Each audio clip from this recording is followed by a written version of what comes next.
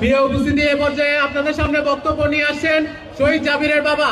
আপনারা সবাই বসে বক্তব্য শুনেন।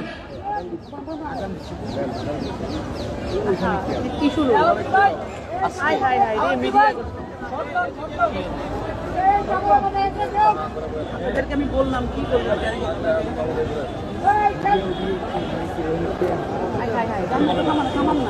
আমরা সবাইকে বিশৃঙ্খলা না করার জন্য অনুরোধ করছি। আমরা সবাইকে বিশৃঙ্খলা পরিহার করার জন্য অনুরোধ করছি। আমরা শান্তশিষ্টভাবে প্রোগ্রাম সমাপ্ত করতে চাই।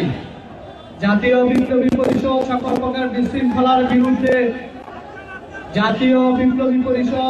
প্রকার বিশৃঙ্খলার বিরুদ্ধে আমরা সবাইকে শান্তশিষ্টভাবে আজকের প্রোগ্রাম বাস্তবায়ন করার জন্য অনুরোধ করছি।